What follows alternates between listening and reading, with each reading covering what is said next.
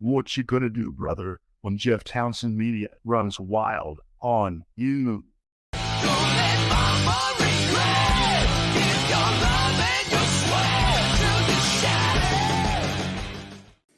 All right, all right, all right. This is Jeff Townsend. I'm with Bill DeMott. You are tuning Yes. in for another episode of the Bill DeMott Experience. Bill, this marks the exact day 1 year ago where we relaunched the Bill DeMott Experience. I was gonna say this is not just another episode. This is the big one of many to come. Where did that year go, man? I don't know. I often ask myself that a lot in life, Where did But that year this was another go? reminder of that. It was on the 15th of February Wow, last year when we relaunched it that we released that first episode. So, that's yeah. awesome, man. Well, happy anniversary. Well, yeah, happy anniversary, Bill. Happy anniversary. While we're sharing anniversaries, can I share my Valentine's Day story? Yeah. In typical, now you won't be surprised by this by now, but in typical Bill DeMott fashion, make sure I did so well with the birthday, the anniversary, Christmas, they're all jumbled in. So I keep my record going, have the flowers ready to be delivered, have the chocolates ready to come with it. It never shows up. What? It never shows up. And at the end of the night, I sounded like the biggest doofus going, I'm sorry, I got your stuff, but the flowers never got delivered. When I tell you today, when I contacted this national flower chain and demanded my money back, they said, well, we can still deliver them by today or tomorrow if you want. And I literally lost my mind and said, it was for Valentine's Day. So anyway, that was my happy anniversary to you. I'm here, but I blew it on Valentine's Day. My smooth record is shot already in 2024. Was it really smooth though? Are you pretty slick? Was it a smooth record you had going though? I feel You're just like telling yourself that. because I was ahead of it, and my kids didn't have to remind me, and I was ahead of I was surprising them because I had everything in hand and ready to go, and then I blew it. How was it received though? Like, was it an A for effort sort of thing, or no? I think I got the politically correct tap on the head and go, that's okay, babe. Happy, nice try, buddy. Instead of getting like the nice kiss, good morning on the way to work, I got the cheek thing and like, have a good day, you schmuck. And ruined Valentine's Day, man. Yeah, I ruined A for effort though. I'm sure she would say it's not ruined.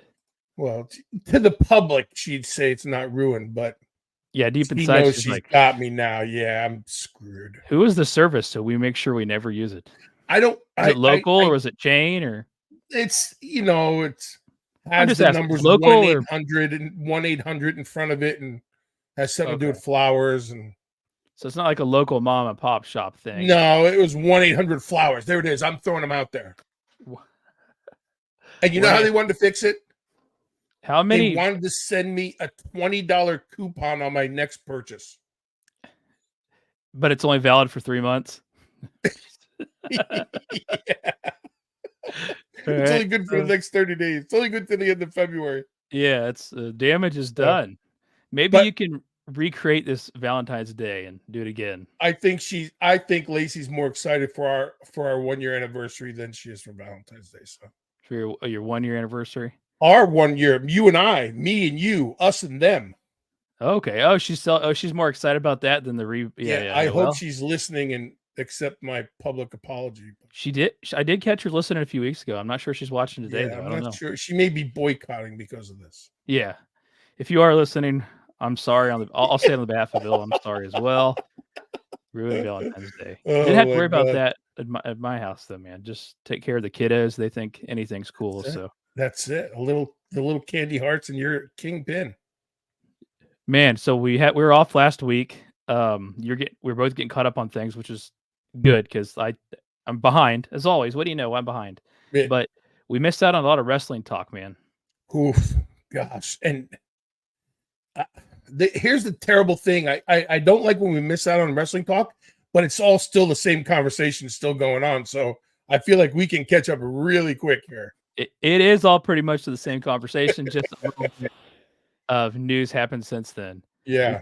We got people coming in. We've got Chad saying hi. We've got Keith Ballard saying hey. Loved it.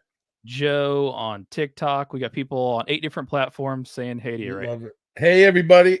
Happy Thursday.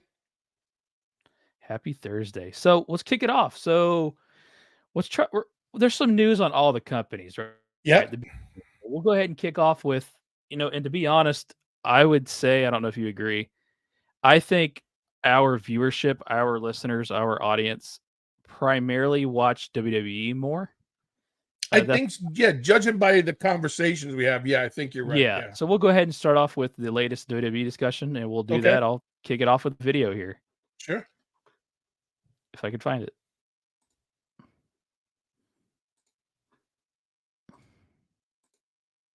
Like it, the People's Champion in the biggest main event in the history of professional wrestling, bound by blood.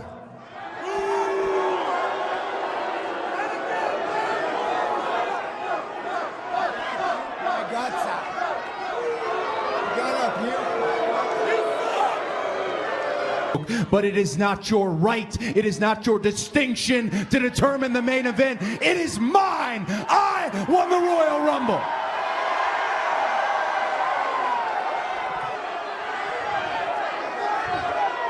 At WrestleMania 40, in the main event, I choose you, Roman Reigns. If the High Chief, his grandfather, was here, they'd be ashamed of you.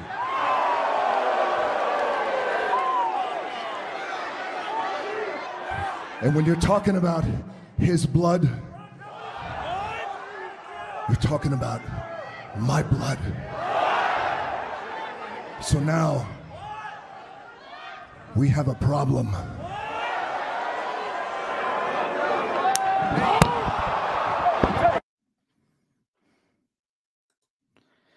There you have it, Bill. The slap heard around the world. Did you watch that live? I did. I did watch that live. Yes, I did.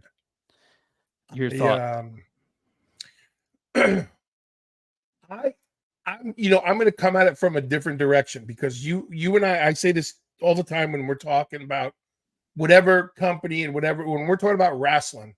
I love the fact that there's another layer to this thing. Like, we thought everybody, the whole thing was everybody was upset, and what's Dwayne Rock calls them, Cody candy asses, and all these things, and everybody wanted Cody and Cody crybabies. And did you get your T-shirt? So they got up all this, they got all the talking, they got all these things, and they continue to tell the story. Everybody was so set on being upset that Cody wasn't in it. So now they're talking about, did Cody sway him? Did the people sway the creative's mind and get Cody back into it? Da, da, da, da. Regardless of what it is, The Rock has done what he said he was going to do and bring more eyes to this event than ever before. In my opinion, than ever before, there'll be more eyes on this event. And so I love it. I love the fact that if we just sit back and enjoy it as fans, we have no idea what's going to happen. You're right about that. We don't. There's a lot of controversy surrounding this in the, what do you call it? What do you call the community? Internet wrestling community, the IWC. The IWC, of course. I don't know if the casual fans it's as controversial, but the IWC, Internet Wrestling Community, has a lot of controversy surrounding this. They what I'm seeing a lot of is things like they're doing this to cover up the Vince McMahon publicity. They didn't have this planned all along. They pivoted, and honestly, we don't know if they had this all along, if they pivoted or not. We don't know. We won't know for sure. But have you heard this too? Yeah, but to see, that's the great part about it, is just when everybody's got it figured out, here comes another swerve. regardless of what the reason is, it's another swerve, and it keeps people talking. It makes everybody continue to play Booker, continue to say what's wrong. Well, they're only doing it because of this. How about the fact that it was awesome? And I hope they come up with 2 or 3 more swerves before It's a the actual swerve. main event. So I thought it was great, but I saw a lot of it, and then I saw people who were complaining, well, how does a guy on the board get to touch another town? People try to bring it all different directions. So Rocky's on the board of TKO, and then he slaps a talent that works for them, and now he's going to get physical, and all this, that, and the other thing. But it's drawing huge numbers across the board. Yeah, another big social media record set by that one, I think. So I like the setup. Obviously, now that they're with TKO, they have resources that they can utilize. And one of them is Las Vegas. Because you see this utilized for UFC, right? Like the pre-fight. Yeah. And it was kind of similar to that. A lot of wrestling journalists rather, were upset because it was kind of, okay, it wasn't kind of, it was billed as a press conference. There was really no press involved. Right. I think press were just had a primary access to it, I guess you could say. Yeah, because it was open to the public, right? It was open to the public, but it seemed like the press had, access to it. There's a lot of people upset about that. I think they thought there's going to be like a lot of Q&A going on. Really, it was just a promotional event for the company. Yeah. And but let me ask you this. Do you think the same people that were mad that that it wasn't your typical press event won't go to the next one because of this? No, they'll be there. It's still big news. It's still, they're still going to cover it. It's all. But they did it. Change. Everybody gets upset by change. Even the people who report on it get upset by whatever changes are made. Certainly didn't expect any wrestling to happen. No. So, I mean, I don't know why there's not a surprise there, but I think maybe they thought they were going to be able to ask some questions. But I think for WWE, the whole point was to promote WrestleMania and keep it on topic for that, I guess, and progress storylines through this event. Yeah. Because they had a lot of loose ends to tie up because whatever happened, whether they had planned to go with Cody Rhodes all along in that match, I don't know. It doesn't really seem like it, but I guess it doesn't matter. But they kind of used this event to tie up loose ends and to drum up some publicity. Yep. And I wouldn't be surprised if there's another one pre-WrestleMania. Yeah. I would not be surprised if there's another one. I mean, if you're in town there and you don't have anything else going on early in the evening, it would be pretty cool to just go in there and see. I don't know how much it cost, but I don't know if it's just open. Yeah, I don't know the details on that, but nevertheless, a lot of people are saying it's a cover-up to cover up the bad news that they've had going around the company. And a lot of people are saying that it was their escape from convoluted bad booking. Is it truly booking if it's not finalized yet? I don't know. Is there is there a difference? And if someone came out and said, "Well, we realized we weren't booking it right, so we redid it to book it proper"? No, that's what I don't understand exactly. Why is it a bad thing that they changed what they were going to do? Yeah, if they did, creative changes all the time, and you finally got. I don't mean finally like it's never happened, but creative is finally going away to where the the majority of the WWE universe wants to see it, and you still have people going, "Oh, they're just doing it for this and doing it for that." Well, if you have the resources to get the focus off the negative of your company, then by all means you should be using it. A lot of people are saying they're trying to get ahead of everything too, like the timing of The Rock coming on the board and all that was just suspicious. But I mean, we'll never know for sure. But Rock gets a $30 million payday. Do you think? I guess my next question for you is, how big of an influence do you think he has right now, whatever his position is on the board? I guess we know what his position is, his title is, but what impact and influence do you think he has as far as compared to others, like maybe a Triple H or they're just calling him Paul now too. You realize that? Yeah. They're kind of getting rid of the. And why is that, Bill? We've been texting about this. What are they doing, man? I told you this would happen. You nailed it. You said this is this is going to be the norm now with the way UFC does things as well. It's just it's the sports aspect of it. Yeah. And so we're seeing that. Like Dwayne owns the name The Rock now. So unless Paul is given the legal rights to Triple H, we may not see that much more. So I love the fact that they can take the focus off of the negative. But when we talk about this all the time, somebody's always going to bring it back to the negative. Oh, they're just doing it for the. How about the fact that the product's really good right now? How about that everything is like they're literally firing on all cylinders right now? And instead of we always like, that's why I say I don't look for the bad or the negative. Oh, they're doing this because of this. I go, wow, they got me. I'm in. I do think they underestimated probably how over Cody Rhodes is. And if Cody indeed needed a shuttle push, this was it. This was the rocket booster that sent him into. But even if The Rock interjected himself and said, I'm going to be in the main event WrestleMania, he still had the sense of knowing that he needed to pivot from the idea. Yeah. Yeah, I think what I'm hoping for, I think what they're leading to is Cody Seth against Roman Rock at the Chamber, right? That's what it feels like. That's it. That was the biggest thing that I got out of that press conference was everybody feeling like Seth was just a second-rate player now. That's also how they've been presenting him. Right. Yeah. Yeah. So Seth freaking Rollins. Just really over the top. I like it.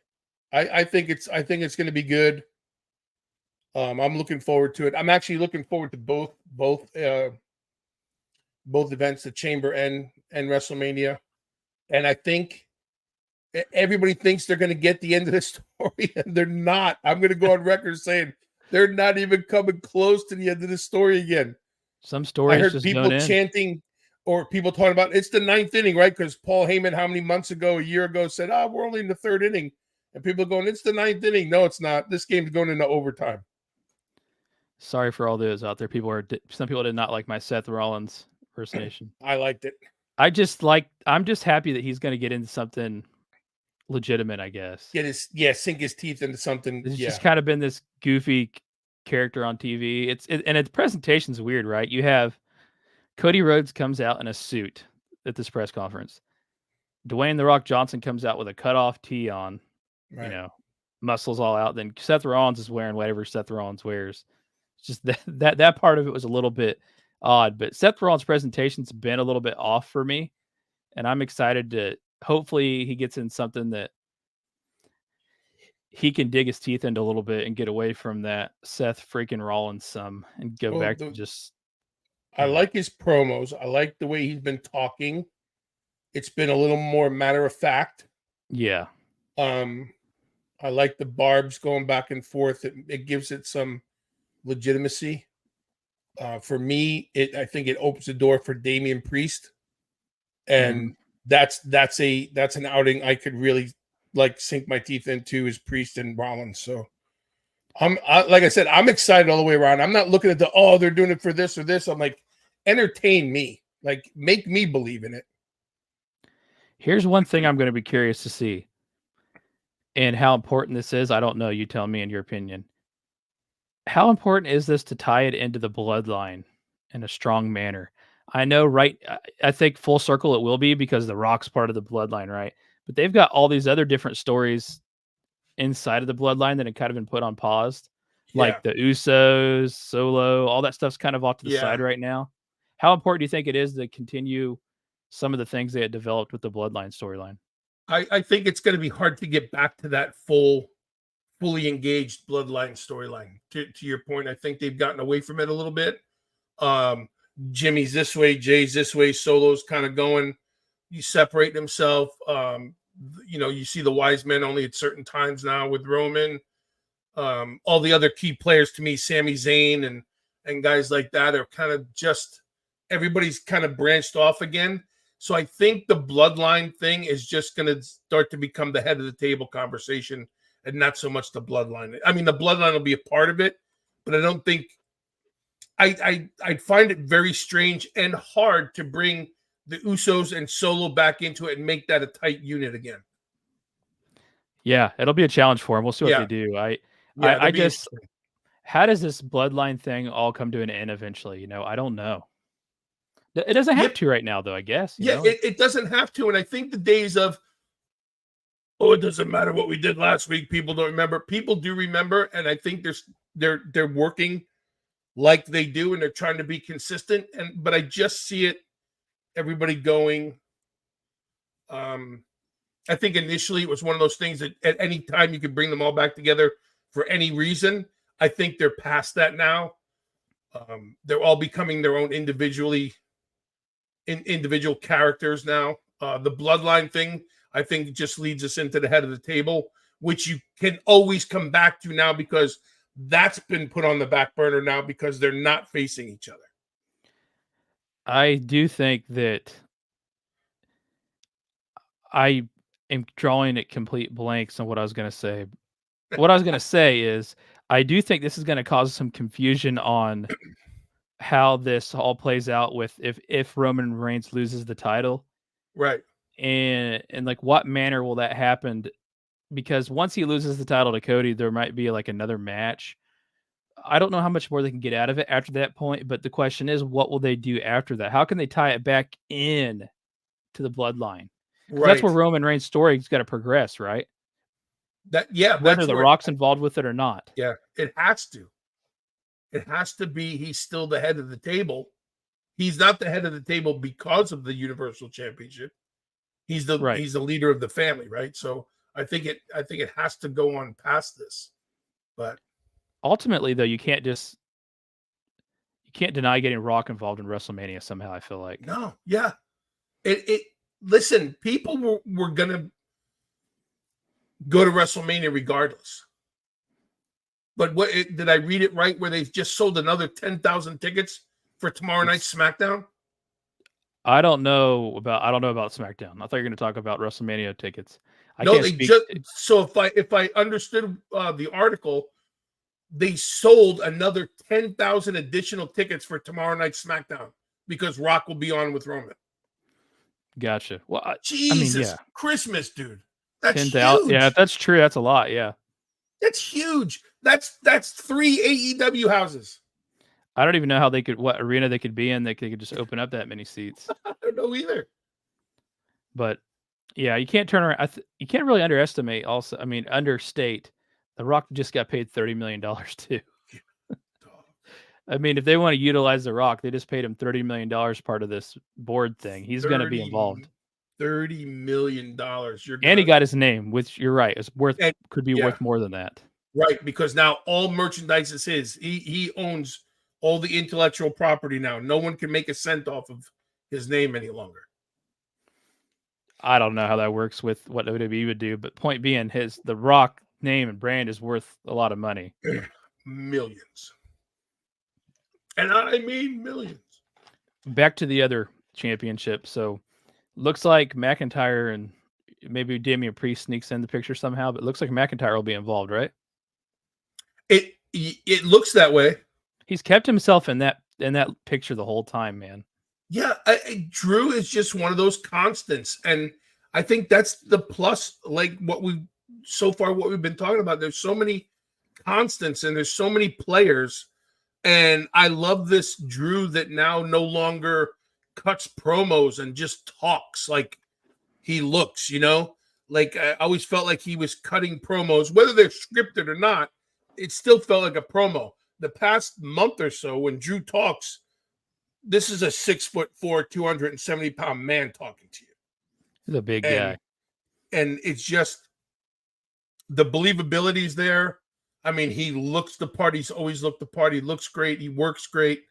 I think it opens the door for Drew to be part of it. And I think that's where you're going to see my prediction is you're going to see Damian Priest get involved somehow with the Seth thing. And then we're going to see Damian Priest and Drew marry on to each other for a little bit. they've needed like a good heel, and I feel like Drew McIntyre's done a good job with that. Yeah, because there's I think WWE has so many fan favorites now. There's not a lot of distinction between, my two favorite words are babyface and heel, right? There's not a lot of distinction between the white hats and the black hats. Drew's clearly wearing the 10-gallon black hat. The 10-gallon one. Wow. 10-gallon. Huge Drew McIntyre fan. People are also kind of chatting about how he's being promoted for shows in like May. So they think that's an indicator that, maybe he has a long-term plan with the contract status wise. I don't know. Well, I hope so. I hope he, I think, right. That's what they're in now. They're the re-signing process. And then you have to think about, the timeout. He was injured. The company adds that onto your contract. So his contract may, let's use the end of February, but if now he has to fill that time that he missed, his contract could actually be extended through May, and then they could talk to him about it. So maybe that's why he's being promoted through, into the summer events, because he still has to work those dates to make up for the timeout. I'll have to ask Uncle Dave. He probably knows all the details. Uncle Dave probably knows. Yeah, as he holds my people told me. Yeah, I know. Someone needs to get that guy a mic stand. Get him off for the guy that's on a show multiple times a week. He needs a mic stand, man. That's the thing I've seen though. A lot of people holding mics. That can't be like comfortable after an hour.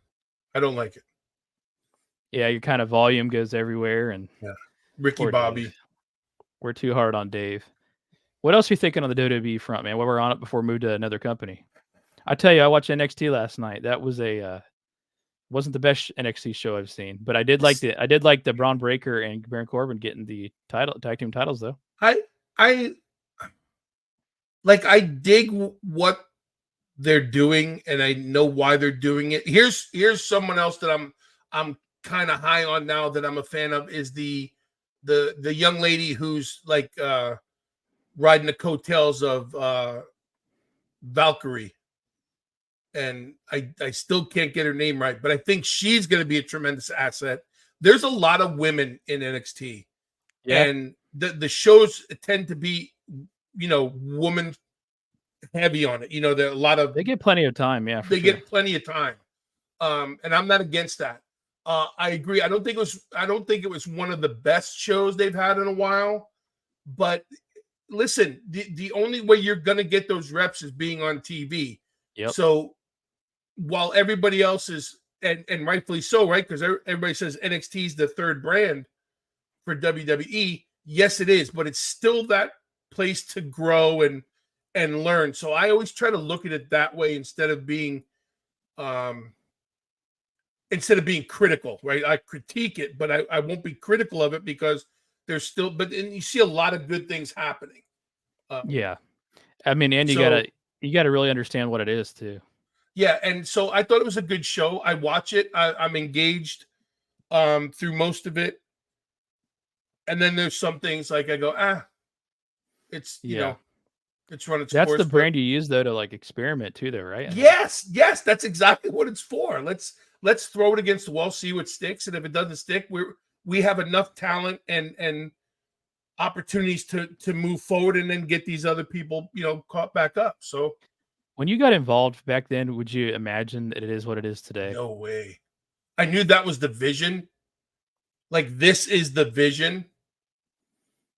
But I go back to and I say this respectfully, the old timers that came into the Performance Center when it was getting built, to a legend's words, I never thought I'd be alive to see it come to this, because everybody always talked about what the progression of the business would be.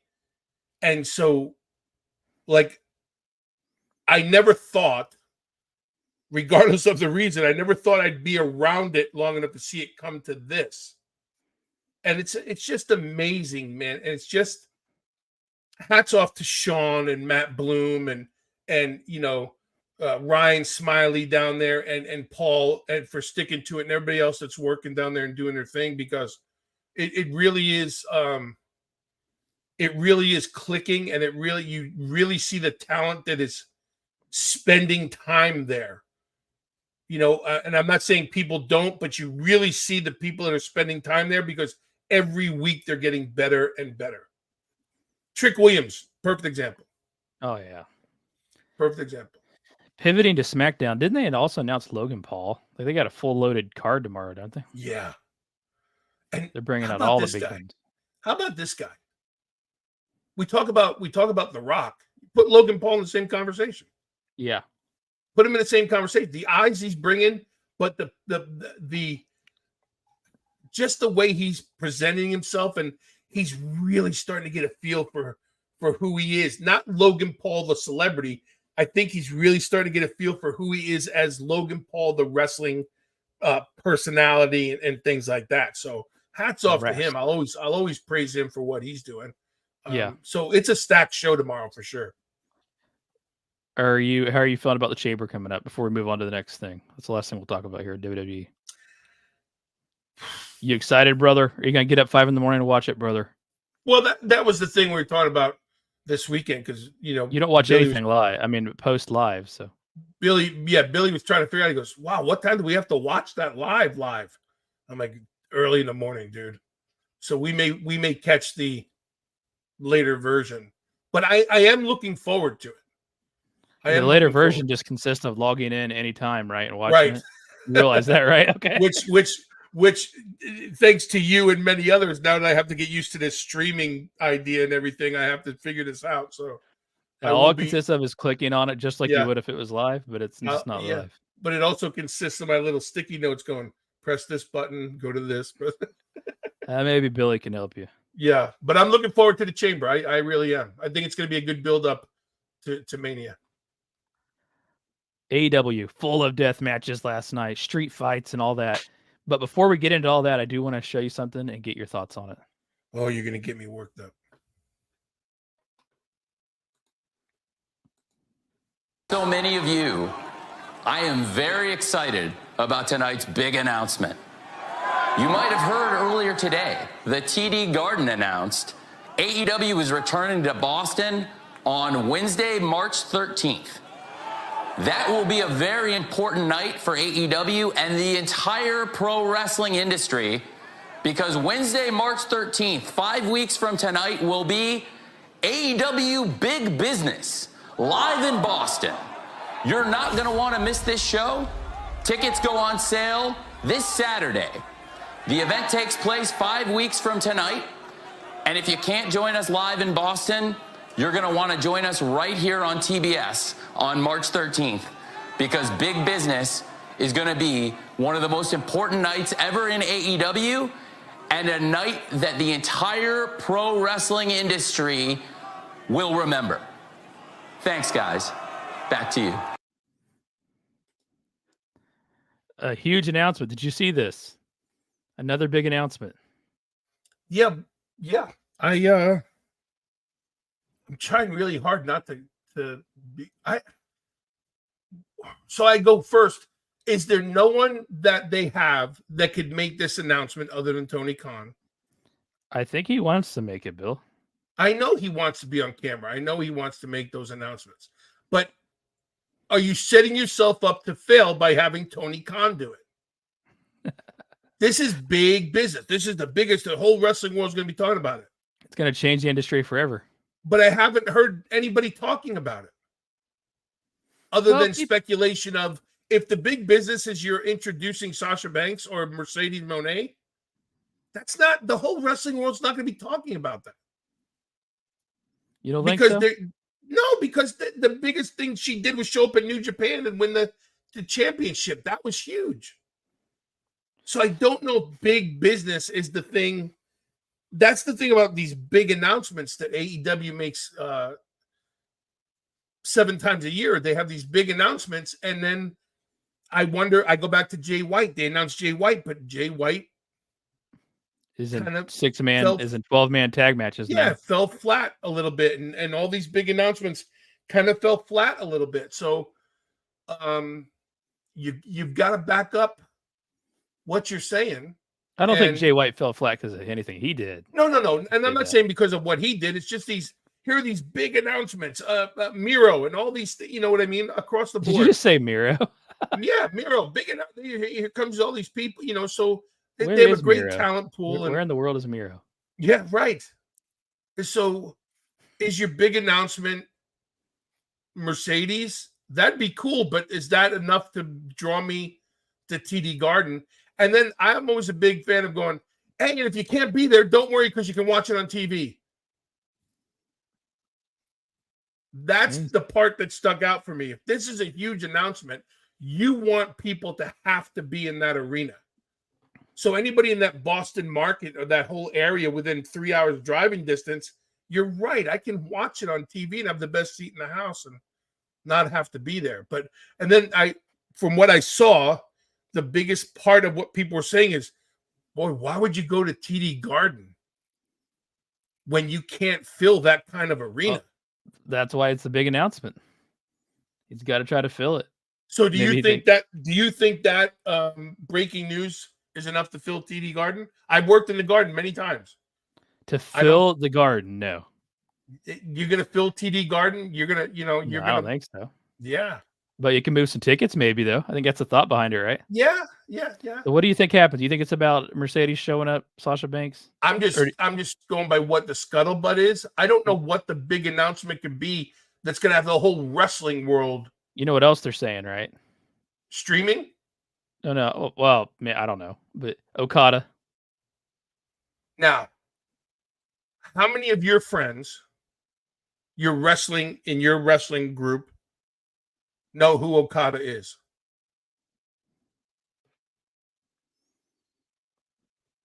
Well, I mean, I kind of talk with people that really like wrestling. Do your girls like wrestling? Your daughters like wrestling at all? A little bit. They don't know. Are they going to buy a CM Punk casual shirt? wrestling? My casual wrestling fans, if you're asking me, don't know who Okada is. No. That's my point. So why is that big news? I think it sounds like they're offering big money.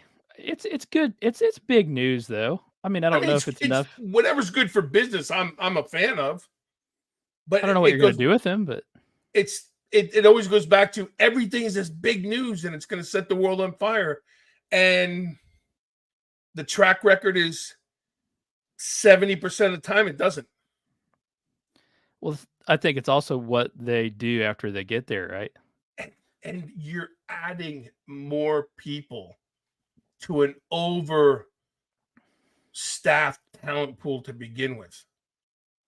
So now what are you telling these people that have been there for 3, 4, 5 years trying to get a spot? And now they got to go back down the ladder again because we're bringing in someone for one night or going to keep them there. And because they garnish a lot more money or stardom, you don't stand a chance. It does sound like all things indicate those two individuals are going to go to AEW, though. Sasha Banks and then Mercedes and then Okada. I think I can. Okay, so like for Okada, I can see the appeal, right? They're going to get him a bunch of money, but it kind of seems like they let you work a lot of other stuff too. Yeah, I mean, Will Ospreay, right? Is it the same kind of deal as Will Ospreay? I don't know. Maybe that's what I'm thinking, right? A lot of these guys are doing other stuff. Even Moxley out there does some stuff, and so hats off to them for business wise. They're getting Uncle Tony to pay him big, and he can say they're part of the dealio. But I just don't know what the big payoff is. I don't know. One of the best wrestlers in the world, though. Yeah, no, hands down. But to the casual fan, is Okada not knowing or just the thought of Okada coming in going to be the thing that draws into the Garden? I think for Tony, it's the thought of Okada and how what kind of matches he can book him in. That's it. I think it's more for Tony. I don't think Tony thinks I could do this storyline. I do think he thinks, imagine we could get another Okada Danielson. Well, to me, it's like Takeshita and Will Ospreay. Yeah. That's a great match anywhere in the world. But how does it stay with the AEW storyline? Because it stays in the Don Callis family. I thought that was a terrible reasoning for that. Man, you sure called it on the Adam Cole group. They're not doing anything now. Nope. Messing with the best friends, and it's just and now he's trying to find room for everybody. And you said it earlier, everything's a street fight. Everything's outside. There's nothing nothing makes these matches special anymore. Now people are going because they expect blood and outside interference in every freaking match. And just, it is what it is. So then when you have guys that can give you those good solid matches, it's a throwaway because What did you think about Sting? So we talked about that on the last time we talked. Darby Allin, Sting titles. Nicholas and Matthew, as they're being called. Nicholas and Matthew, the evil VPs.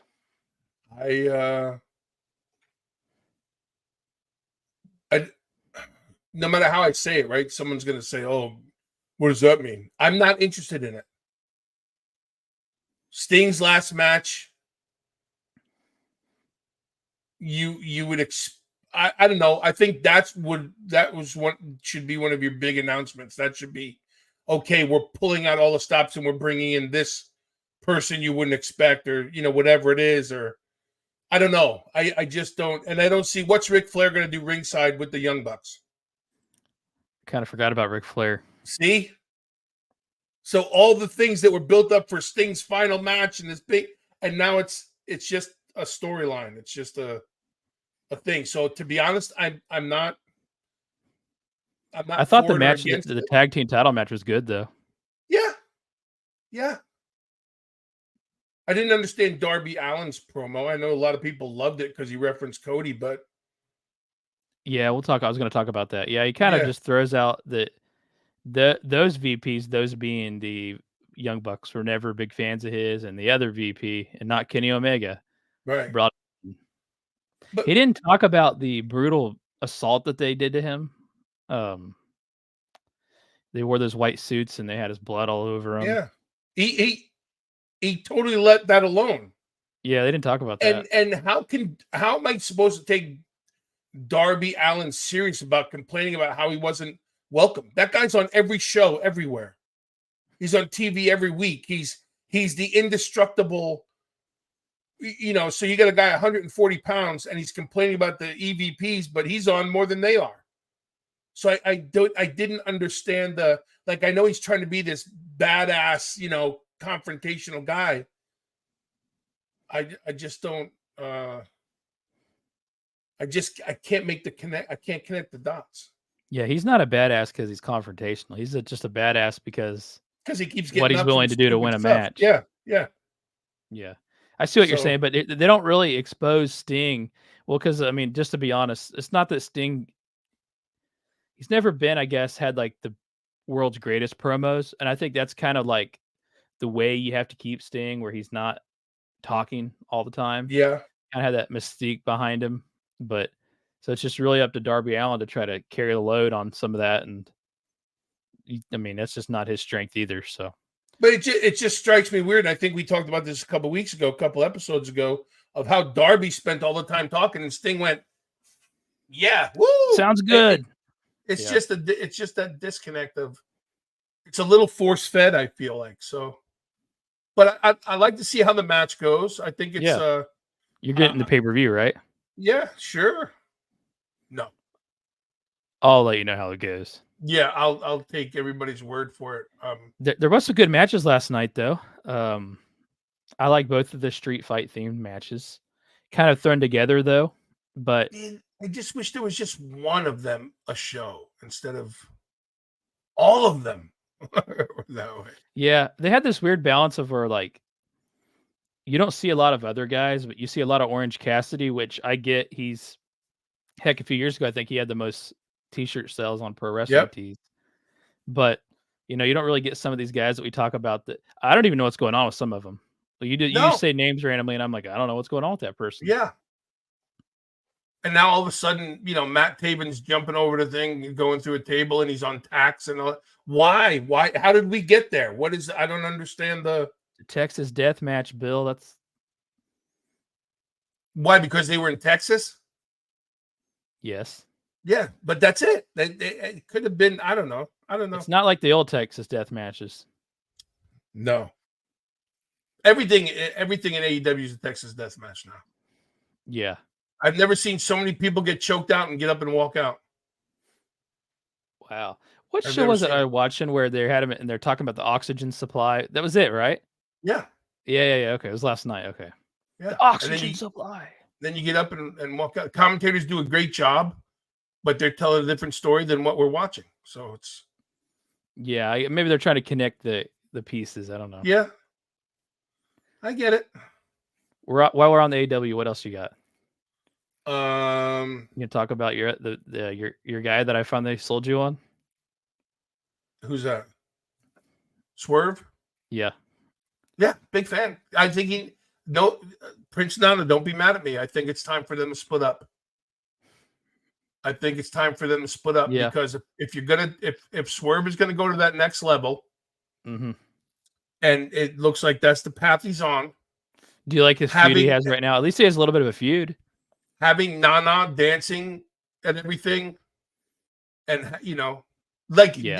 I think it's okay with Brian Cage and the other guys or whatever else, but I think if Swerve's gonna go to the next level, he needs to kind of break away from that stuff. At least he's in a storyline right now. Swerve. Kinda. Yeah, but what? So let me ask you this: He's hated, right? That's the storyline. you and I are in a bar, and I look at you. I say something. I've had too much to drink. You've had just enough to drink. We have words. We have a drag out barn burner, pull apart. Both get arrested. Both spend the night in jail. And then we're both back at this bar next week. Are you going to come up and say, and another thing? Or are we going to just have at it every time we see each other? I don't think if I have at it with you once, I would have another time. But I my see what your point is. Yeah. Adam Hangman Page Yep. and Swerve had some really good encounters. Yeah, that's what I'm saying. At least. And I don't understand why they stand there and talk to you. You don't deserve my time. You don't deserve my day. But they keep giving each other. Punch them in the mouth. Like they should never have a word to say to each other. It's gone beyond that. You know what I mean? And I feel like it's not necessary. You like Hangman better as a heel or a babyface? I like just his demeanor. I really don't look at him as a heel or a babyface. I like his intensity, but then I don't like him going backwards the following week and starting the story over again. It's like having this big brawl, and the first thing we do is lock up. Hell no, I'm going to grab you by your nuts. I'm going to punch you in the face. I'm going to do something and get you down and beat the crap out of you. And instead, we got the same thing. Oh, you want to go there again? Oh, you want... crap. Give it to me. We're beyond talking at this point, right? Yes. I see what you're saying. Yes. Absolutely. I get it 100%. So there is a little bit, but my point was there is a bit of a storyline there at least. Yes. And they have me, but I'm hanging on to hopefully something more to it, because if it keeps coming like every week going, oh yeah, let's go have a banger, and then next week we go, oh yeah. So it's a good the timing story. just has to be right for Swerve, Yes. like what they're going to do with him. I think they're just kind of doing whatever they're doing until they know exactly how they're going to get him in that title picture. Yeah, dang it. Adam Copeland and Christian Cage, that's starting to drag out a little bit, ain't it? Yeah. I'm curious where they're going to go with that. I think they're trying to force feed us Daniel Garcia now. Yes. To make him relevant. And I'm not Hey, let me ask it. you something. Hold on. Sorry to cut you off. So the rankings are back, right? Yeah. And they're important. Right. They're so important. Edge, Adam Copeland, is the third ranked. Blah, blah, blah. He thinks he should have a title match. Right. Daniel Garcia, who is absolutely god awful in the ranking system, comes out and says, I think I should have a title match. Yeah, because he's won Adam 5 Copeland, in a row. What? Because he's won 5 in a row. Yeah, but his overall record's terrible. He would need to win like 15 more in a row. Right. And Edge, instead of saying, screw you, idiot, get out of here. I don't need you don't deserve it. This is mine, I'm higher in the rankings. He just says, okay. Yeah, let's fight. Didn't you find that to be a little bit odd? And then Christian and Peloponnese. What is it? What's the group called? I I don't know. Whatever it's called. I, The patriarchs, the matriarchs, whatever they're called. yes. They come out and they go right for Edge. Yeah, but Well, why not go for Garcia, the low-hanging fruit, instead of telling us that Garcia doesn't mean anything and we're going after Edge? So I feel like they got away from it, and I thought they were going to tell that good story of like Copeland making his rounds to get back there, but clearly that's the story. yeah, clearly it is, but I'm trying to figure out why the rankings matter. The rankings don't matter Then why talk about the rankings? because it's different and we're changing the world. But obviously the rankings don't matter, or Daniel Garcia wouldn't be in that position. But Edge just said, "Okay, no problem, buddy. Yeah, let's do it." Like one side, Edge is trying to tell one story about how he wants to give the young guys opportunities, but it doesn't coincide with the story with Christian. Nor does it nor the fact that you need to be good in the rankings. Right. You have to be up there. Only thing that matters is a 6-star match, is what Chad Michael said. Chad Michael. 7-star match, Chad Michael. Yeah, if you're not at 7 now. Yeah, 7's the bar. Can't even talk about it. 7's to the bar now, I think. All right, let's move on to the next company. We'll do that with a clip.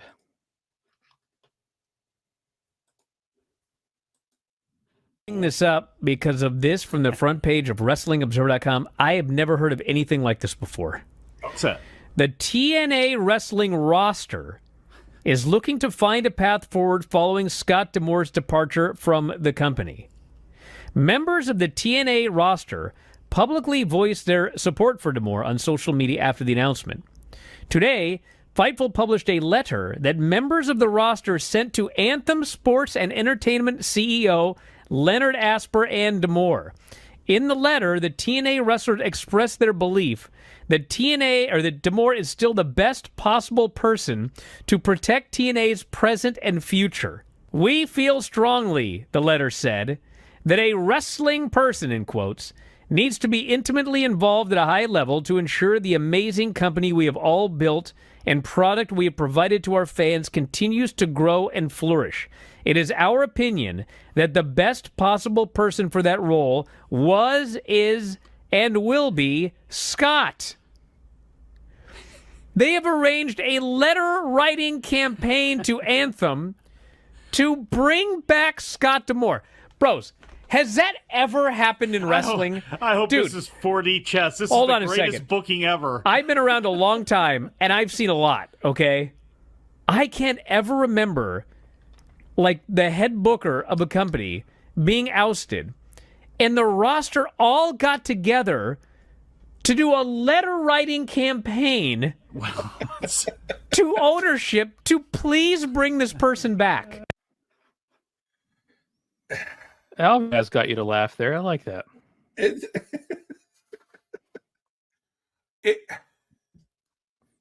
This Scott D'Amore thing came out of nowhere, didn't it feel like? Yeah, it sure did. We're But- relaunching TNA. We're bringing it back. We're gonna pick it up a notch. We're gonna be more legitimate, and you got rid of the heart and soul behind it.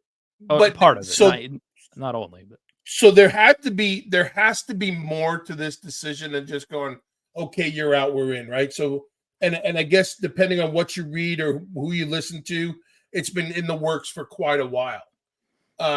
which is crazy because of everything else that they're presenting. We're gonna go back. We're getting back to the TNA roots. Right. And he's been a long stay player there. I mean, I know he's had a couple in and out, but like I said, heart and soul, he's been really involved. Yeah, and he's had no qualms about sticking up for the company and doing all the things that they did. Here's the thing that I find interesting, and I'll steal from Brian Alvarez. I've been around this a long time. I've seen a lot of things. I've seen where talent has come together to get people removed. I've seen where talent has come together and joined together and voiced their opinion on whether it's creative or whether it's the attitude or whether it's the morale. But if you're going to send a letter to your new boss saying it's in the best interest for this company for Scott to be back, then I suggest you probably have everything packed and cleaned out of your locker, because now you're challenging me by saying I'm not fit to be in this role, and you're not going to give me 100% of your efforts and everything else. And if Scott's not here, we're going to fail anyway, and so our attitudes are going to change and all this. Don't get me wrong. Tremendous applause for feeling that way about a fellow wrestler, performer, booker, whatever he is. But why would you openly put that letter out there and now challenge? Because unless we don't know something about Scott, he's not in a position to give you a job at another company. And as much as people are putting their necks on the line for Scott, and I'm sure he'd put his neck on the line for others, that's bad business. I think their concern is that what they did is bad business. And you know what I mean? Like, so there's always this argument of you got to have a wrestling guy there, you know. The guys I agree with that 100%. And all lines of employment, people are always about that. You got to have, you know, there's nothing wrong with having some outside players involved. Right. You do have to have somebody that knows the product, though. You got to have a team, a good team put together. And I can't speak for the entire team there, but I know they have some talent there. And then they have a good group of leaders in the back as well. They have veteran guys with experience that can. And so if you're telling me that I can't rely on a Tommy Dreamer or anybody else in the back to lead the way now that Scott's gone, then they're of no use to me either. Listening to Lance Storm talk, because he goes on Wrestling Observer Radio, Wrestling Observer. They have a bunch of different shows. He didn't seem like he knew anything about it. But I had heard that Scott D'Amore had made a play at trying to buy it. And I don't know, maybe that ruffled some feathers, because I think he was concerned at the way it was going to be handled, and he just wanted to buy it. So he got the Bischoff treatment. Yeah, fair enough. Right? That's kind of what it comes down to then. If that's he got the Bischoff treatment. Nope, because this is what we're going to do with it. But I think Bischoff's case is a little bit different because it was already on the way down and out. Sure. And I think on this rebrand, it's contradicting what they were kind of, because Scott D'Amore has also been at the front leading this whole TNA charge, TNA return charge. So it's kind of counterproductive of what they're saying as far as the vision of the company goes. Well, it's going to be interesting to see how it plays out. Still got a lot of talent there. There's a lot of talent there. Nothing has changed but the morale. I guess it's the evolution of the locker room, but I don't think you'd see a bunch of grown men go into that guy's office and express their concerns or feelings about it and deal with it that way. But to go publicly with a letter and now rally, so pretty much the people who make a living at TNA are now rallying the troops to be against everything TNA is going to do and the people that are running it. Like, I see that as a big negative. Hey, Tori. Hey, Chad. Everybody commenting along. I see all your comments. Okay, so we have some people here commenting that they feel like Scott was going to be a huge part of the rebrand of TNA. Yeah. I think we all did. So it's such a weird thing to me. I kind of thought that, I guess I didn't realize there was any tension there. I mean, I'd heard there could be because he wanted to buy it, but man, it seems like we're just on completely different pages of what I thought was going on there. So, but why would wanting to buy it be tension? Maybe he expressed he wanted to buy it because he didn't like the way things are being done. Because I've also heard that they recently kind of reinvested a lot of their business and kind of like combine it all together. Yeah. Which I guess I didn't realize Anthem, what all they have and are involved in. So I'm really not all very educated on that. It's actually been a while since I've looked into anything like that since they originally bought it. But I just don't know what their vision for TNA is. I would imagine because Anthem is very similar. I'm not sure if it's on the same scale, but very similar to the Endeavor TKO thing. They're in a lot of media, things and stuff like that. So as they're looking to grow it and maybe take the blueprint from WWE going into those kind of partnerships, and it goes into, here comes the sports entertainment talk more than it's pro wrestling, right? So you have a pro wrestling guy running it, but we're trying to go into the new era of entertainment. Does that make sense? And maybe that's a thought. I don't know. I guess. I just sure hope they get a better TV deal. Yeah, and I think they will, but I think it's a strong move, but I also feel like it's a negative because you're rallying your fans and the troops against the new regime. That's a really good point. That is concerning. I'm surprised they just haven't been bought out by somebody like WWE or. And here's the thing. Oh my gosh, please forgive me. Her name. She was at the Royal Rumble. Jordan Grace. Yep. TNA. So you don't think that WWE has eyes on TNA? And you don't think that they're going to, so why would I now take a guy or a girl or a man or a woman that's talking against their own company, and why would I bring them into partnership with my company? You know what I'm saying? So yeah, I know. You kind of got to test all the waters. And while I commend the locker room staying together, I don't know if that's the right thing to do, to rally the troops and the public against the new regime. That's a really good point, actually, Bill. But it's still, to me, just they have a pretty good library. I'll say that. Yeah. I'm really and Scott's a good guy. I heard Eric Bischoff's take on it and how he said Tony Khan should bring Scott D'Amore in, and I think that'd be a great move. But from maybe that's a big announcement. QT Marshall's back, so maybe he's bringing in Vince McMahon in the Boston Garden. Oh, don't even know. I don't know what the big announcement is. No, oh my gosh! You know what? You just said that, and everybody who's listening is going to retweet that and repost it on Instagram and TikTok. And oh my gosh, if that becomes a conversation before March 13th, yeah, never know. No, I'd have to say that'll never happen. I agree. My point is, it got to be really big, though, the way it's built up. It has to be really big. I don't know what it could be to be that big. I don't know. So, yeah, I'm, you know what I did do? I'll say, I have the CW app, and I watched some NWA on there. Yeah. No, I haven't seen it, but now they're on CW. You got to get the app on your TV. Yeah. It's pretty cool.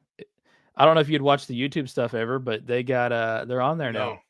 No, I haven't. Man, it sure fell flat on that TV deal. We never heard anything else about when NXT got on there. God. But it's pretty cool. At least they get on the app. Hopefully that gets them some exposure. But I don't know how much people are on that app. I don't know. So and you just reminded me of something. I was going to send you a message earlier in the week. There's the show, Wow, right? Women of Wrestling. Do you know about that show? Women of Wrestling. Yeah, Wow. WOW. Wow, yes. They're on cable on a regular basis every week. They have a show. How did they get a TV deal? And ROH doesn't have one, and NWA doesn't have one, and TNA's struggling to find a home where they can be seen every week on something where everybody can access it. WOW is on TV every week. WOW is on, I think WOW's on CW. I'm not sure, though. I've seen it on Pluto TV. I think it's on CW at the most oddball hours, though. No, it was on like at the 8 o'clock hour the other Really? night. I don't have CW. Wouldn't know. I don't have CW. I have to watch it on the app. CW is not on YouTube TV, Bill. I'm wondering how that happens. I'm looking it up now, though. I'm trying to see what's going on with this. I'm just completely oblivious to that, though.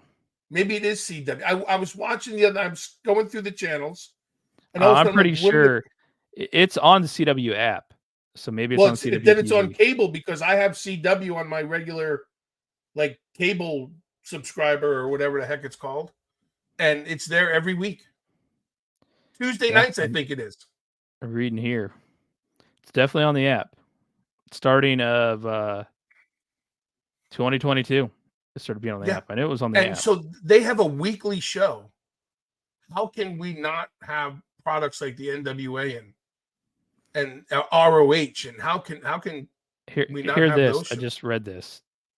The New York Times reported in December 2022 that WOW was the highest rated wrestling television show produced outside of WWE and AEW, and ahead of Impact Wrestling and New Japan Pro Wrestling.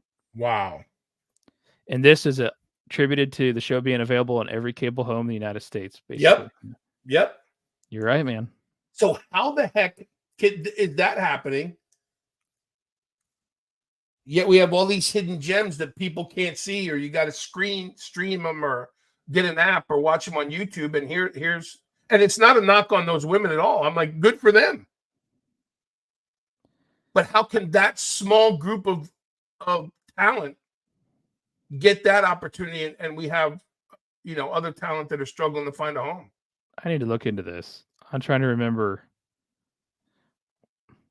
I think it's Tuesday nights at 8:00. Something about it, man. It's appealing. I don't really know much about CW though, because I haven't watched it in years. So you're my go-to source on that. It's not appealing. I saw it. It's not. I mean, I've seen it.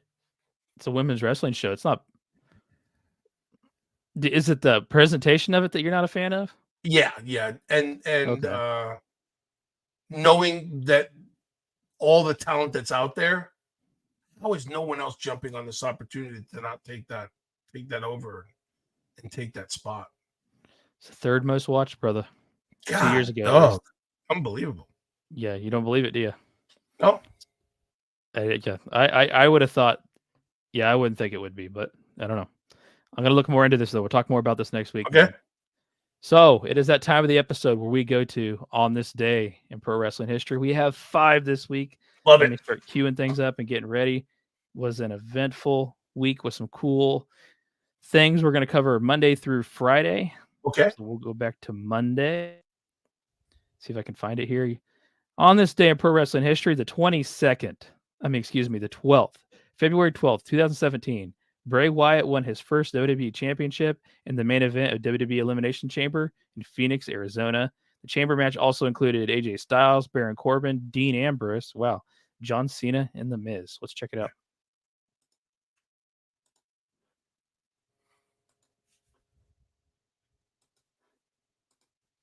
AJ Styles and Bray Wyatt. Springboard, 450! Caught Wyatt, but he hurt himself as well. For the cover! AJ Styles willing to do whatever it takes. And I think AJ has hurt himself. 4 superstars have already been eliminated. We will crown a new WWE champion. You wonder what is going through AJ Styles and Bray Wyatt's minds to win. Exactly it. They got to be creative. And somebody's going to look back. Brutal, proving ground. Phenomenal form. No, it's blocked by Wyatt. Sister Abigail on AJ Styles. Bray Wyatt has done it. New WWE Champion, Bray Wyatt. The era of Wyatt is here. The title that has eluded him is now owned by the Eater of Worlds. Bray Wyatt has done it. 7 years ago, man. Unbelievable. Like yesterday. Isn't that crazy? Yeah. That was him in the Orton feud. The House of Horrors, I think all that was around that time. Crazy to think about. 7 years ago. And you like how JBL's like, the titles that's eluded him. How old was he then? Like 28? Gosh. I couldn't was have been sitting 30. there when WrestleMania in Atlanta, I forget what number it was. We took the bus. So 2011. We took the bus. They bussed everybody from the hotels because the hotels was far from the arena. And I was sitting there with Wyndham, and I've known him and his brother through Mike for years when they were younger, and when he was still Husky Harris. And I was telling him, I said, man, I'm a big fan of what I'm seeing. And we just had this great conversation, and to watch him grow from Husky Harris and into into Bray Wyatt and all that stuff, and then just seeing that, it was yesterday, man. Awesome moment though. Yeah. And definitely, how many more titles did he get? 1 or 2 after that? 2, I think. Yeah. Cool moment though. That's just him and Orton had like a couple really good buildups, then just really weird payoffs at WrestleMania. Yeah. But like they were strong going into them. Oh yeah, the buildup was great. Then the match was kind of like wonky. Bray Wyatt. It's like a weird main event match kind of guy, you know. It's like you have all these cool components that he puts into building this, and how do you pay it off in a wrestling match? Right, a normal wrestling match. Right. It's just I think that was a challenge, but cool moment there, man. And AJ Styles looked great too. Yeah, can't believe he's been with WWE as long as he has now. 2016, and I don't mean like 15? I can't believe he's been there. Like, it's what, 15 years? Well, no, he's been 2015. 2015. So 9 15 years or 16.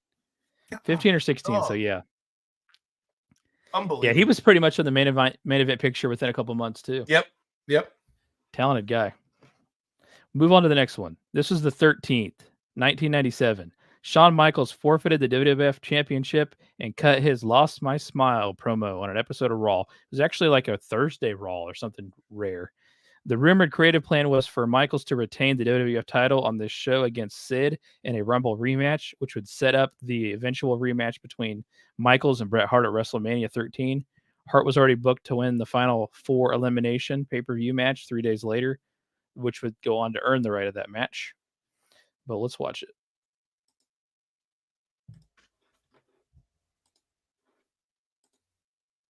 Comes obviously as a shock. Maybe it really shouldn't be, considering what you give, what you bring to the World Wrestling Federation has taken its toll on you. I've never had a doctor look me in the face and say that I may never be able to wrestle again. No one in the history who's ever won this championship belt has ever had to endure the kind of schedule that you have so readily taken upon yourself. What I've always wanted for all these people is for them to have a good time and to enjoy themselves. One thing that's not going to revolve around this belt is going to be Shawn Michaels. I don't have any toughness for anybody. I know that over the last several months, I've lost a lot of things, and one of them has been my smile. I have to go back and fix myself, and I have to go back and I have to find my smile. I don't care if people want to make fun of me because I'm an emotional guy. This is all I've ever wanted to do, whether you like me or not. I just want to tell you that last year was the most wonderful year of my life. If I never get to do it again, it'll be okay, because I got to live one full year as being the #1 guy. It was the single most greatest year of my life. I'm going to go home now. Well, I'll tell you, folks, 25 years I've been doing this tonight. I have never the pain to my gut I've got right now. I'll be honest with you, I had cold chills during that. Yeah, it was a big night then, and it has the same effect right now. Yeah, it's just, you can see how beat down and defeated he was. Yep. In life, you know? Yeah, that's it. It wasn't wrestling, life. And he took his time off and he came back, and eventually he had quite a bit of time off, right? Yeah. He came back and put together a Better crazy set of years, man, that were insane. What do you remember? You're on the other side during this, WCW. Yeah. What do you remember when you seeing this? What's everybody saying? What's everybody talking about? I know we always people like hearing that side from you. That's why they like the show here. Well, I think initially the thought was it's a work like anything else.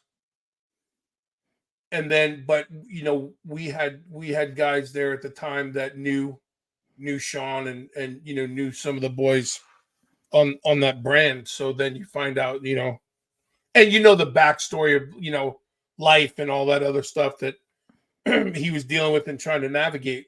So it's once again, it's one of those things like, and I can only speak for myself, like, why can't we have those same stories? We all live the same life, you know what I mean? And it's just different variations of it. But WWE is not afraid to bring that to the forefront. But watching it was one of those things like, wow, man. And it wasn't like, cool, he's gone. It was like that thing, that understanding, that locker room brotherhood mentality of, I hope you get everything straightened out and this and that. But you hope that he's coming back. But again, it was one of those things like, if you have no feelings, then you have no feelings. But if you have feelings, that hits you hard, because everything he talked about was everything we all did. But we watched, to your point, we watched everything. It was like, wow, man, that really just happened. It was a lot of people saying that he did it because he didn't want to drop the belt to Brett. But I think just watching him there and having that year that he did, it would take a lot to walk away from that. Yeah. But it would also it makes it, listen, I can't speak from experience because I've never had a year like that. But I would say in some regards it may make it easier because you finally had that thing that you've worked so hard for. That's what he said too, yeah. Yeah, so it's a double-edged sword. And it's just always funny. You saw the people's faces, and I used to love the emotion of the fans and all that stuff. But no matter what, somebody's still going to say, it's because of this. So it's that's wrestling, right? You got to love that part of the several the people crying in the crowd. Oh man, and it's not like. Sorry to cut you off. Let me ask you one more thing before we move on to the next date. What is it that Vince McMahon and Shawn Michaels seem to have this weird bond? Well, I think Sean's talked about it in the past. It was the father figure, and then it was the big brother figure, then it was the little brother figure, then it was the pain in the ass figure, and all these other things. And he's just a boss. But the dynamic of clearly there was a relationship there that went deeper than just boss and employee. I'm not talking about anything that relates to what's going on right now. Right. It just that's what I mean. It seems like very deep of a connection. You can't, especially at that time, being so hands-on in your own company and what's going on. You get to know these talent, whether you want to or not. You're going to get to know them. So you hear about the Undertaker talk about it all the time, his relationship with Vince and even Mick Foley, and you hear Dwayne talk about it, and you hear Austin, and it's not always kumbaya. But there's that bond, there's that relationship they had. And if you were a top guy in the WWE at that time, then you had that relationship with Vince. It seems like it was also, that's coming off of a very few rough years for the company. And Shawn Michaels is there just grinding it away, trying to make it work, And bringing it back up, and then he's out. Yeah. He needed to get his time away, though. No, that was a really memorable moment. People still talk about it to this day all the time. Yeah. The 14th, February 14th, 1999, WWF St. Valentine's Day Massacre in Your House took place at the Pyramid in Memphis. Paul White, the Giant, the Big Show, however you want to call him, made his WWF debut by interfering in the steel cage match between Stone Cold Steve Austin and Mr. McMahon. Austin had to win this match to earn a shot at the WWF Championship at WrestleMania. Of course, he won the match when White threw him into the side of the cage, breaking it open, allowing Austin to drop to the floor and win the match. The Big Show's debut. Let's watch.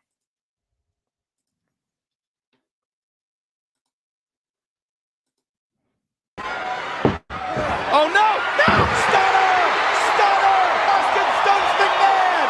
Quit cussing him! He's going to WrestleMania! Wait a minute! My God, King! My God! What? King! That's Paul White! Yes! That's Paul White! He's huge! Look at that! He's helped Mr. McMahon to his feet! You knew the boss had to have something up his sleeve! Look at this! McMahon wants Austin to suffer what he suffered in this match! Austin manhandled! Austin into the cage! Austin, the cage gave way! Austin's down! Austin's out of the cage! Austin's out of the cage! Moves on to WrestleMania! Stone Cold Steve Austin! Austin's going to WrestleMania! Mr. McMahon's master plan has backfired! Are you laughing at King? What? I'm laughing because King's doing that, but you see Austin's expression, like his eyes changed through every aspect of that falling from the cage, getting his hand raised, like, and then zooming back in on Mr. McMahon. Great stuff. You forgot Bleeding, how yeah. big. King's going, what? What? The, Austin holding on to that cage too was great. He literally threw him. Yeah. He literally picked him up and threw him into that cage. What if he wouldn't have been able to hold on? If he would have hit that and just dropped, he would have broke his back. Yeah, he literally threw him into it. Yeah. He just grasped onto the top of it. How big Paul White is. That's what I was about to say. How big did he look there? My gosh, he looked like the original Sabretooth in one of the original X-Men movies, the first one. Yeah. I mean, with the long hair, and he just had that sinister look. You should have had hair like that, Bill. Paul was in tremendous shape, too. I mean, he was truly, he was a giant for a reason. But you think, we're on the topic of him now, obviously it was his debut. Do you think people really understate how great he's been? Yeah. Yeah, I think he's one of the most underappreciated stars. Forget big men. I think he's one of the top 5 big men of all time.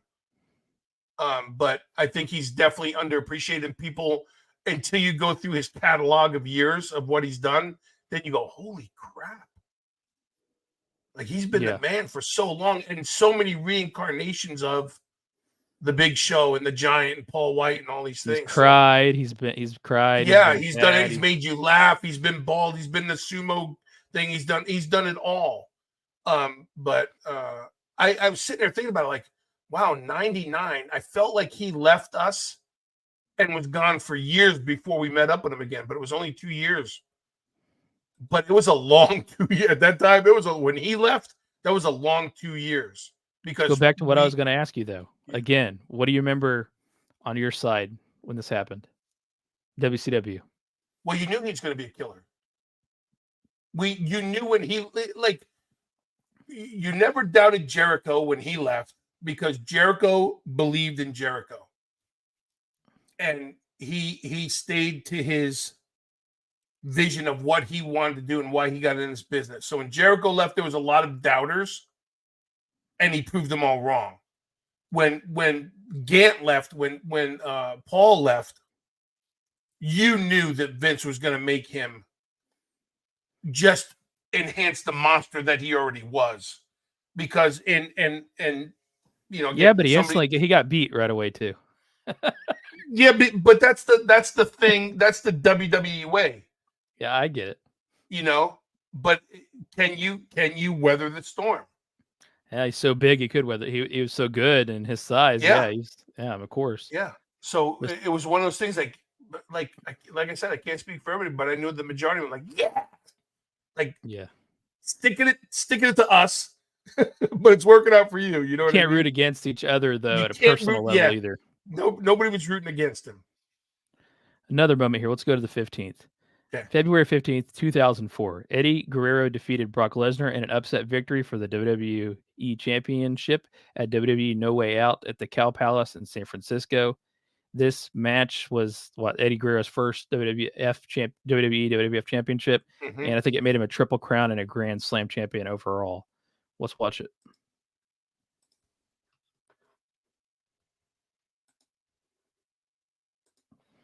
What's Eddie going to do here? His own! Eddie going to do with those triple vertical suplexes. And Eddie do the third one. Eddie Guerrero back to his feet. There's a third with 3 suplexes. Eddie Guerrero's going to climb high. And he's going to fly. And he's going to fly. Nobody hard for the frog splash. Could be in a rematch, I can tell you that. F5! Here comes the pin! And a 5! Into the referee! Brock Lesnar. Let's get another ref out here. As Eddie Guerrero covered by WWE Championship in his hand. Wait a minute! What the hell? Spear! That's Goldberg! Oh my God! Where the hell did he come from? What the hell is he doing here? Wait a minute. Eddie Guerrero, let's grab that title. Eddie Guerrero measuring the champion. Oh, for the championship. Here it comes, Cole. Come on, Eddie. Eddie to the top rope. And he cheated. Frog splash. Come on, Eddie. Get it. Do it. 2. Yeah.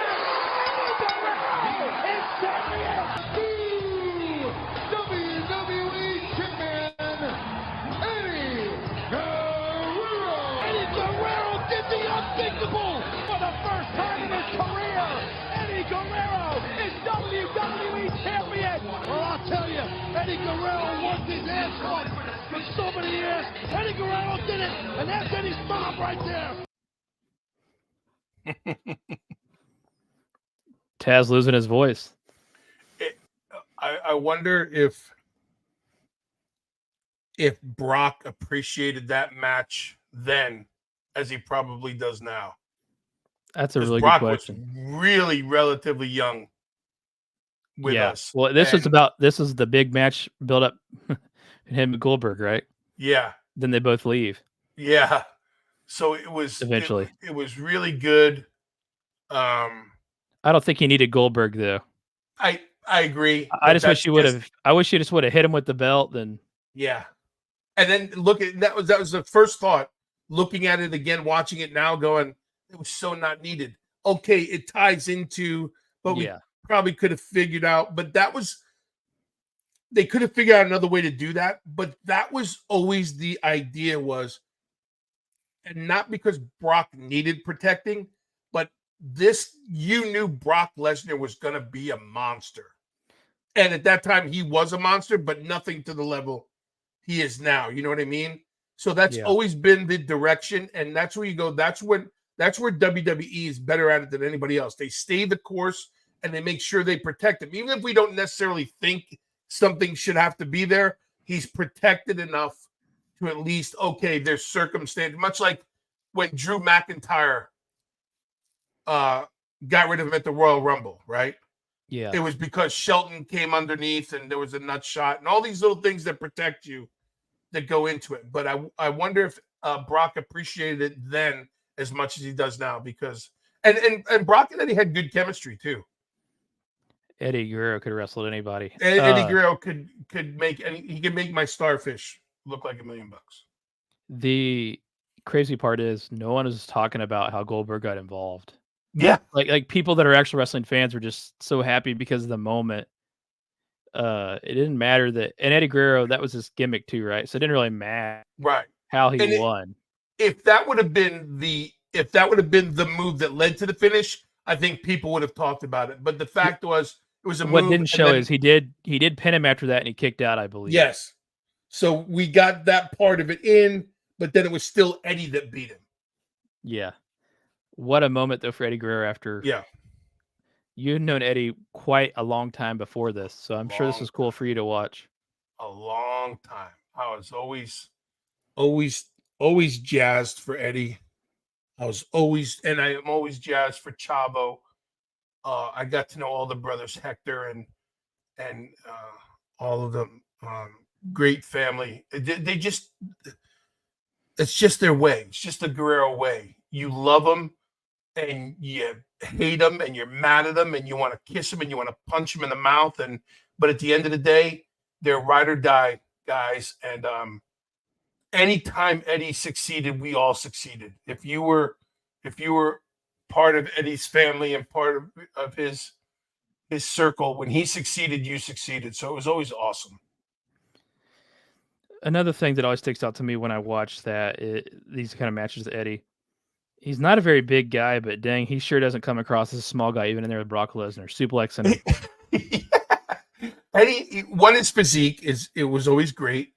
And Eddie was not a monster of a man, but he was just put together well, and he carried himself like not a cruiserweight. He carried himself like a heavyweight. Yeah. Awesome moment, though, in pro wrestling history, though. Really good. Eddie Guerrero, one of the best. It's an emotional moment for him, too. You could see where he finally climbed to the top of the mountain, you know. I think that's lost a lot of people, Jeff. I think people don't realize that we hear all the time, okay, it's choreographed, it's fake, it's a work, brother, it's all these things. But when you see when any man or woman becomes champion, with the look you see on their face that's as real as it gets, because call it entertainment, call it controlled chaos, call it whatever you want. To get to that point, it's your hard work. And Eddie wore that on his sleeve, much like everybody else does. But it's like any other profession, though. When you reach that ultimate level, yes, that you've like if you wanted to be whatever. I don't know, politics even. Like if you get that ultimate high level of election, that's what this is for Eddie Guerrero. It's ultimate career that's what you goal. work for. And if you have a love for this business, I honestly get choked up every time I see someone. I don't have to know you. When Rhea Ripley became champion, I got choked up, and I've never met her. So imagine the feeling of the guys and girls that you do know, and you go, "This is the best thing ever." Yeah. So as much as we talk about it in different lights, at the end of the day, it's all real and it's all emotion. And Eddie wore it on his sleeve like nobody else. Last one of the day here. This ties into the Shawn Michaels thing. Okay. This is on the 16th in 19. Oops, left on my screen here. I don't know why it's stuck on my screen. 97. We had Bret Hart win his 4th WWF World Title in a featured match of In Your House, the Final Four from Chattanooga, Tennessee. The main event featured the last 4 in-ring competitors from the previous month's Royal Rumble match, which Stone Cold won after he came back into the ring after he'd been thrown out. You probably remember that. Mm-hmm. The original prize of this match was for to be in the future title match, but since Shawn Michaels had forfeited the title, this actually became for the title. So Michaels leaving, we talked about it earlier, had a big effect on the creative. Yeah. And this is how it all played out afterwards.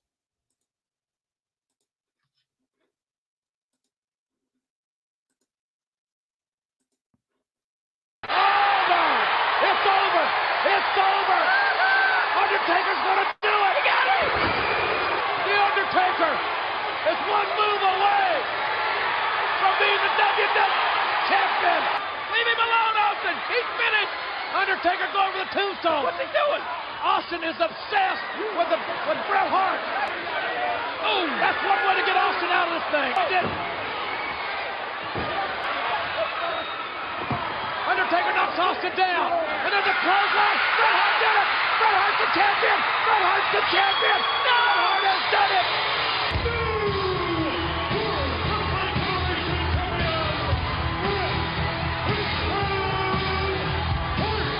Bret Hart is the new World Wrestling Federation champion for the 4th time. It's wearing the gold. So watching that back, I would and listen. I can never question Austin, Taker, or Bret Hart. But watching that back, I would have loved to seen it just clothesline Taker over, and then Bret not celebrate right away. Let them celebrate for him, and then bring him up, and then celebrate. Does that make sense? That's the little things I watch now. But so what? See if you can refresh my memory. Is this leads into Bret Shawn? Well, Shawn's out after this, right? But so was this already previous Bret Shawn starting to beef, or did the beef come later on? Well, the word on the street was that's what the plan was going to be at WrestleMania, but then he left, obviously, because he didn't. That's what they were saying. That's what people were saying. This was the answer to it. Correct. Gotcha. But what they did do was continue to build off this Austin storyline. Yeah. So Austin was obviously getting really hot at this point in time, right? I mean, it was full force going at it with this Bret Hart thing. So, I mean, it gave us that, because what happened was there was that submission match. This is what gave us that submission match at WrestleMania between Austin and Bret Hart. Yeah. I believe. I don't think I'm wrong with that. This led to the submission match, the iconic submission match, which was huge. 5-star match, Dave Meltzer, man.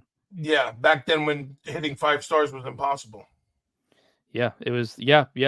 I'm about 99.9% sure this gave us that submission match. So it all worked out in the end.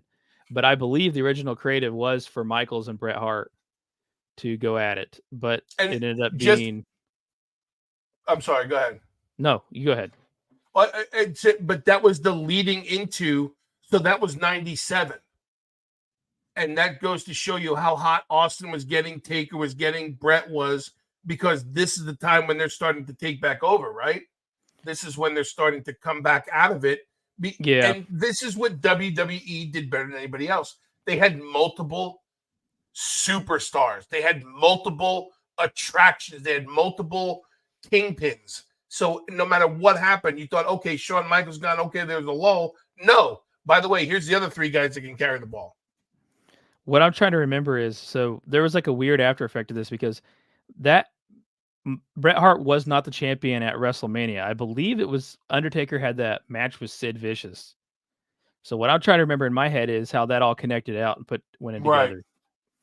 So, but yeah, kind of an impromptu moment. And the match was very weird because they had this moment, and as I was editing it, I was reminded of it, where right before, and I couldn't get it in there, but Bret Hart rolled Undertaker up and they started counting like a pin. Then within 1 minute, he eliminates Undertaker over the rope. I was editing that again. I was so confused. So you got this match where people are getting knocked over the rope, but then you got Bret Hart pinning Stone Cold. And you go, wait a minute, we're not doing that. Undertaker. Okay, this is what I got to remember. Undertaker managed to win the title for the second time by defeating Sid Vicious. See, I'm trying to remember how it connects here, so I got to watch this.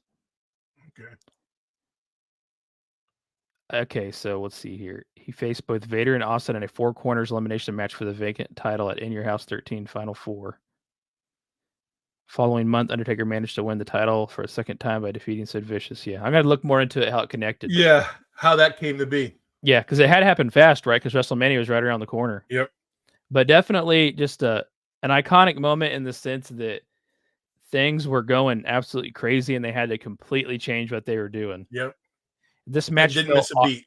This match felt awkward in a sense. Though. It was awkward, but they, like I said, they kept it going.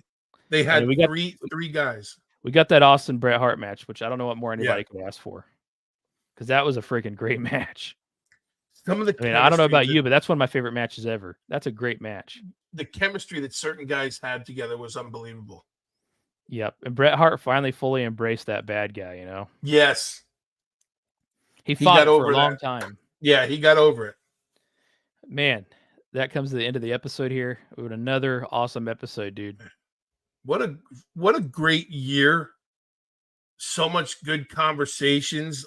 Always I'll say thank you to you, because nobody will ever know the time you put in behind the scenes on this podcast. But thank you for a great year.